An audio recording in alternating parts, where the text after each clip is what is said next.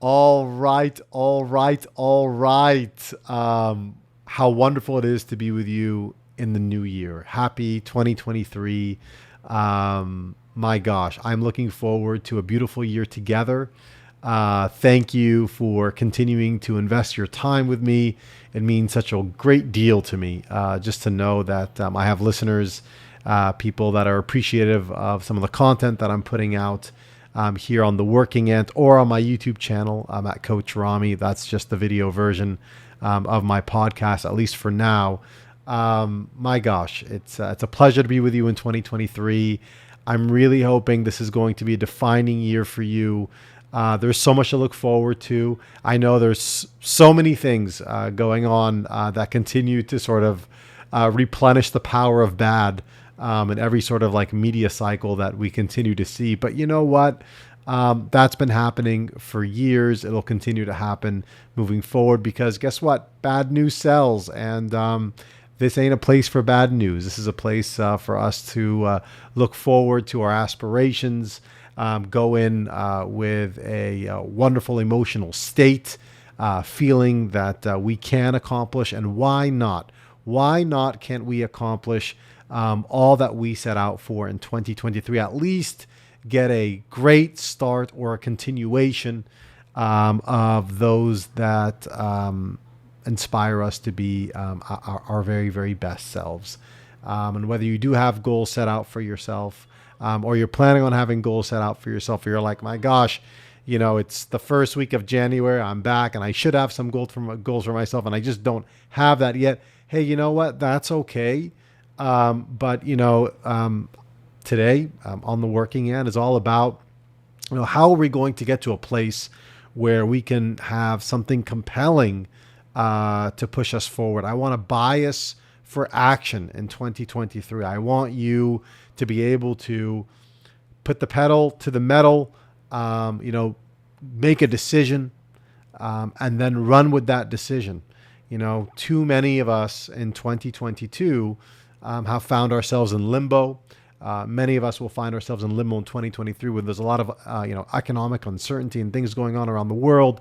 But I can assure you, you making a decision and running with that decision, even if it may be not the most ideal decision, but with the right intentions, you'll be much, much better off than doing nothing and waiting.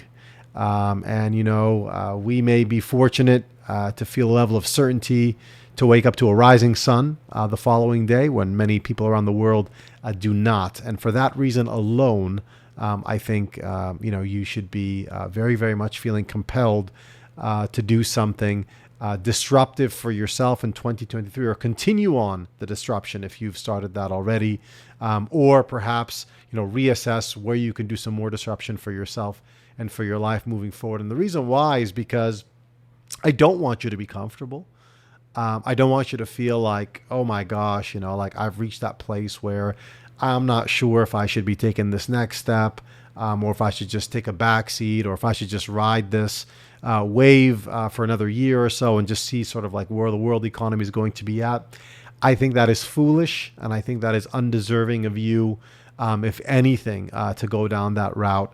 And what I really want to talk to you about today is just like this bias for action and some sorts of thinking and techniques for you to just think about. These are very, very practical things. We'll go through a little bit of theory, but then I'm going to bring it back down to, a practical way for you to start thinking about, how you can start making decisions for yourself. And the only way you're going to be able to do so is if you have like a bias or some sort of compellingness for some level of action. And then if we don't have that level of bias or compellingness for action, well, there's really nothing that's really going to take place. And so I feel like, comfort in many ways has, shadowed or even overtaken at times, or masked, or been that thick layer. What should be a soft and comforting layer actually became a thick layer that prevented us from doing some of the things that we should be doing, that are aligned to us, that we're passionate about, that we aspire towards. And it's not one thing or the other here. It's not creating, some sort of a dilemma where either we go option A or option B, or, burn the island and move forward. No, that's not what this is about. I want you to just have a bias for action, to make a decision in 2023 that's going to allow you to feel enlivened and excited to wake up in the morning and say, you know what, I can't wait to start my day. I can't wait what unfolds during the day. I can't wait to see who I'm going to be interacting with or how I'm going to be interacting with them, what level of effect I'm going to have on them or my customers or whomever it may be. But I truly, truly, truly want you to have a bias for action. And if, for any reason you feel like, hey, you know what, it's not the right time for me to have a bias for action, well, you may not have something compelling enough to actually do so. And, this is like actually just, establishing, whether or not, it's just a desire, if it's just a should have or even a need versus a must. And if you don't have a must, then, nothing really is going to take place because, we can set goals here. And if we don't actually have a level of like passion and energy, alongside those goals where really very little is going to happen. But anyways, I want you to just think through, where you're at and sort of like what this has all meant for you all along. I'm hoping that it's meant a lot. And you feel like, you know what, I got to keep going and I'm going to keep moving. And, I want to stay in motion here because, well, staying in motion makes me feel emotionally well. And that's a wonderful and beautiful thing. But we need to take some action, some concrete action for 2023. And yes, you know what? It's a cliche to have a first podcast in 2023 talking about goals and action. But you know what? It's like during this time that I feel that if we don't fill the time void with some of these goals and bias for action and thinking through a lot of what we want to be doing, well, it's going to be filled out for us by others. And that's not what I want for you. That's not what I want for anybody. I want you to control the narrative. I want you to take the reins of how you want this year to turn out. And so we need to make sure that we're looking at things from that perspective. And that really creates a necessity to have goals. And that's why, this comforting sort of like feeling here, I want it to sort of like go out the window as soon as possible. And I want you to feel like a bias and a burning desire for some action. And one thing that I felt this year that would be really interesting to talk about here is a framework that is actually not used when we are setting goals. It's actually a framework that is used in psychology when trying to discern whether or not there's a level of cognitive distortions or cognitive dissonance or any sort of like level of an absence of objectivity in how we view things. And we're all prone to doing that. And I think the older we get and more mature we get in our careers, the more like sort of like hard-minded we are and hardwired we are in our beliefs. And thus we are prone to an absence of true, sound, and accurate, if anything, at minimum accurate, and then ideally healthy sort of objectivity kind of goes out the window in many ways. And let's just say that it takes a much stronger effort to get over some of our biases and how we view things and how they actually take place. And a really, really sort of like interesting framework. This is almost like a basic framework in psychology. Is this idea of like this ABC structure. And if for those of you that I may have heard of it, this will be a nice reminder of it. And for those of you that haven't, well, I'll share it with you in just a moment. And then sort of like, how can we relate that to our career? So the ABC sort of like structure here, generally speaking, is there needs to be some level of act or action that takes place that triggers something. So let's just say, I talk about the principle of charity a lot, but let's just say you're in line to get a cup of coffee and someone cuts you off. That's the act itself. That's the trigger. And the belief, which is the B afterwards, is really like how you feel about that. So you're kind of like, what an asshole, so-and-so cut me off. And the C is the consequence of that belief. So you may say to yourself like, what an asshole this person is. I'm going to say something to that person. I'm not going to let this person, cut in line. Or, I may, feel a certain way. that's going to affect, my view on humanity or how I'm going to conduct myself throughout the day. That's the consequence of that belief that was triggered by that action. So that's this ABC sort of thing, in psychology. It's used all the time. It's really just to discern, like, hey, why do you feel this way? Why have you been acting this way? And what is it a part of? Is it a part of a particular belief system that's just purely, BS? Or is it actually something accurate and real? And so that's sort of like this idea of like, why people use this. And it surely should make sense to you. There's an action, there's a belief, and then there's a consequence as a result of that. But as we look at our career and we look at our goal setting, well, this is sort of like where I take a sort of like unconventional approach to that structure and sort of associate something completely different to it. But it's one thing that actually very, very much aligns to goal setting, one that very, very much aligns to creating some sort of bias for action that we're talking about here today, this compellingness for action. So we need an act. Something needs to happen for us to be able to make a decision. And I'm going to base this off of the fact that you either A, have a decision in mind that you haven't quite sort of like said to yourself, you know what, I'm going to go ahead with this. Or B, you're in a situation where, you want to make a decision, but you have no idea what decision you want to make for yourself, but something needs to change.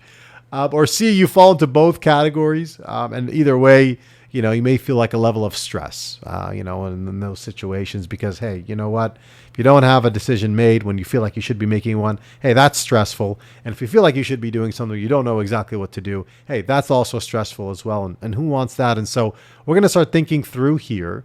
And I'm hoping that you'll walk away today or drive away or run away or whatever, just thinking through a little bit of this because actually, I think this is quite important. I've gone through this with my clients in the past, and I feel like, hey, you know what? This is going to benefit you, from an unconventional standpoint. So A, we need some level of action here. We need some level of action that needs to take place for us to sort of either reaffirm something, debunk something completely, or, completely emerge, fresh and anew with a new belief that causes some level of consequence or actual, decision that we make that is a result of that actually is very much positive, a consequential sort of action as a result of this event that actually takes place. So what is that actual event and how do we actually create an actual event? We can pinch ourselves and say, hey, you know what? That freaking hurts. There's an event there. Something's telling us like, hey, I feel pain. I'm human. I bleed. No, I don't want you to go that far. But there's an action that needs to take place here that is disruptive in nature for us to sort of like just change our ability to make a decision. Because we need to make a decision. This is what this is all about. It's making a decision for the year on how, we either conduct ourselves, a goal we want to achieve, an emotion we want to feel, whatever it is, I want you to make a decision. And so what action needs to take place for us to be able to get in the right state of mind to make that decision? Remember, either A, there's a decision that's been lurking around, hovering around. We're unable to make that decision, even though we believe in some way we should, or are in fear of it. Or B, hey, we want to make a decision. I want to make a decision towards something. I know something needs to change. What on earth is it, and what am I going to do about it? So it's these two buckets here, we're referring to today. And I'm sure you may fall into one of these buckets, and that's why I'm generalizing here and using those examples. So what needs to happen for us to be in that state to make a decision? Do we need to lose something? Do we need to gain something? Do we need to accumulate something? Do we need to interact with somebody? Do we need to end a relationship with somebody? Do we need to walk away from something? Do we need to send something out and make sure that there is no room for doubt over how we feel about something else?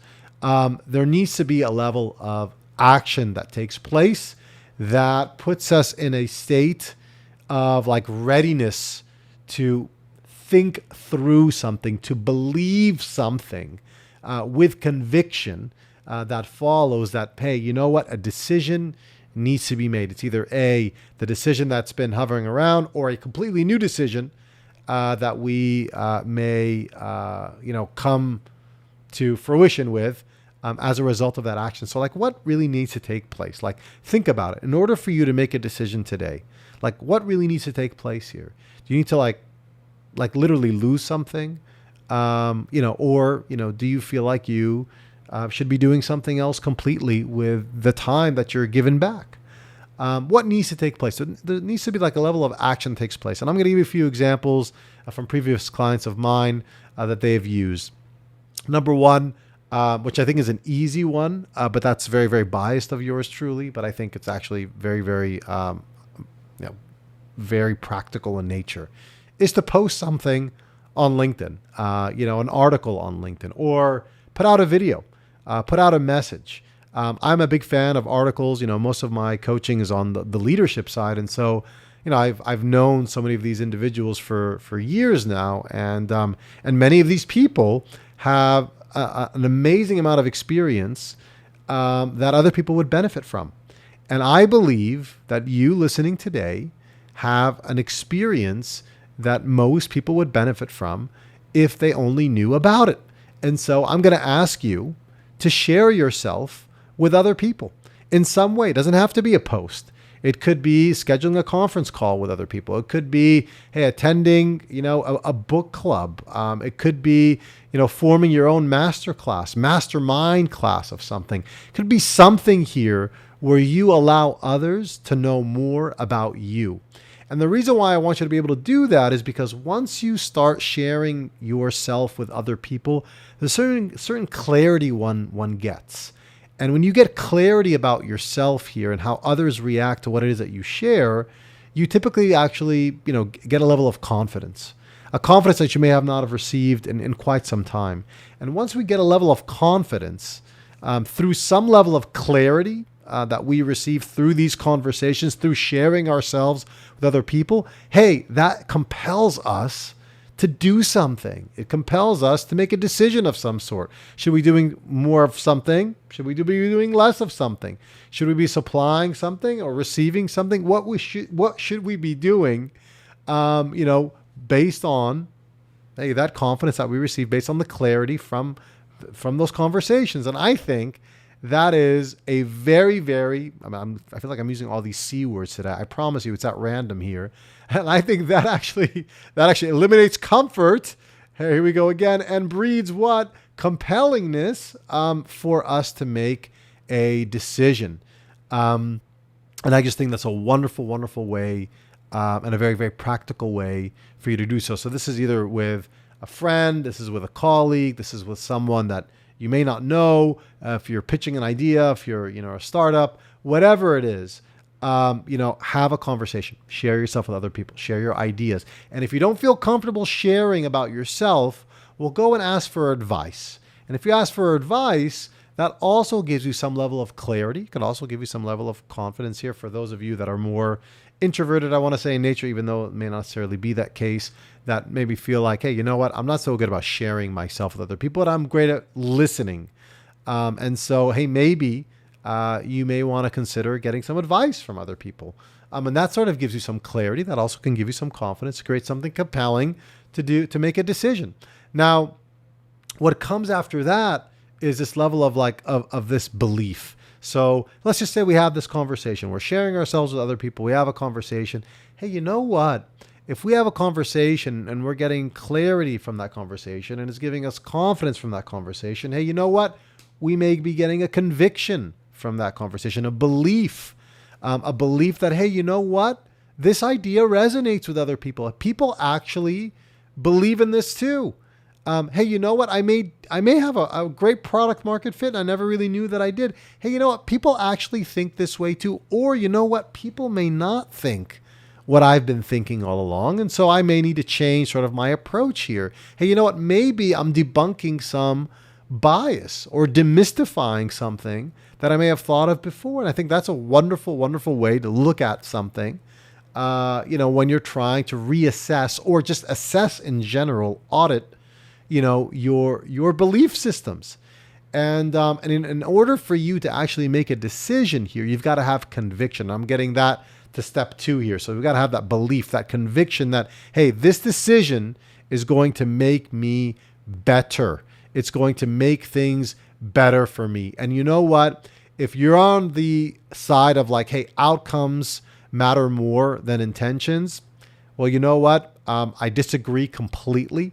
I think intentions matter the most. Yes, outcomes maybe, pay the bills, and they feed the children and all that. And that's true. But intentions matter. And without the intentions first, well, outcomes can never, ever, ever sort of like breed, the light of day. It's like, when we talk about fear, fear wouldn't exist if we didn't have hope. And so it's almost, it's like that. It's like, what comes first? Well, hope comes first, then comes fear. What comes first? Well, intentions come first, then outcomes. And so in this case, we need to have convictions over like our intentions. We need to believe that what we're going to be making a decision on is actually going to be good for us. And this again here is getting us closer to making a decision. And I just get so excited when I talk about that, because who wouldn't want to make a decision believing with conviction that this decision is going to make us better people. It's going to be better for our future. And so conviction here matters. Well, conviction here matters more than anything else almost. But we have to have that action to sort of spark this, accelerate, give some enzymes, whatever you want to call it, stimulation to this idea of having a belief and conviction that the decision we're going to be making is actually a good one. And then we need to think of the consequences here. But consequences typically are associated with something like negative. I think here things are just like consequential. If then what? If this should happen, then what?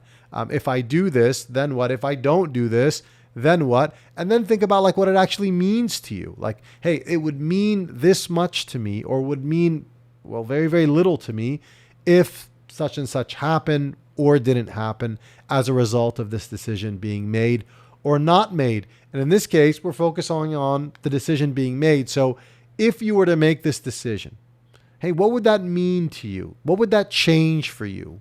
What would your life look like if you were to make this decision? And sometimes, like based on like my previous clients, my current clients, I think anybody today will agree to the following statement. Who we're actually surrounding ourselves with influences very much our behavior. There's no question about it.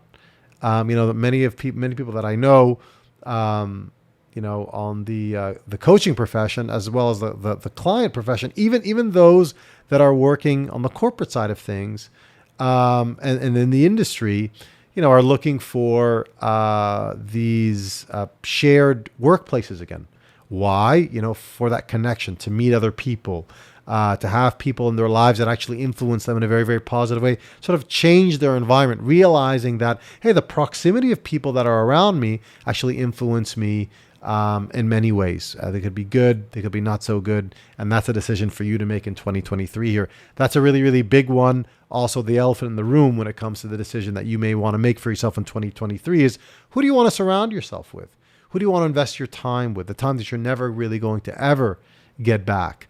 That's a really, really great decision for you to actually think through. I think that's one that you should probably think through, well, at any time, not necessarily in the new year, but this is a great example of how you can sort of make a decision here of what you want 2023 to look like. And yes, it is consequential. And you know what? Hey, on the negative side, there are indeed consequences for you not making a decision that's been hovering around, or, if you fall in that second boat we were talking about earlier, hey, you know what? You want to make a decision, but you don't even know which decision to make, but you need to be making some level of change. Hey, that causes some stress. And that's also not the best of things too. I want you to simplify your life. I want you to think about, what's truly essential for your life. I want you to think through just a few core things that you may want to consider making a decision on in 2023 so your life can be better, so you can be a better contributor, so you can be a better leader, so you can be a better influencer to those that rely on you and you surround yourself with, because I know a lot of people actually do. And I know people actually love you and support you. And I want you to be that best person, that best self, for you to be able to, really contribute in the way you'd like to most meaningfully. So, with that being said, think through this sort of like ABC method for 2023. It's going to be a great year. Believe that. Believe it's going to be a great year, no matter what's going to happen. Well, let's talk about what may happen in 2023. Hey, more layoffs, an economic recession, a prolonged war in the Ukraine, no peace in the Middle East. I mean, the list goes on and on and on. And you know what?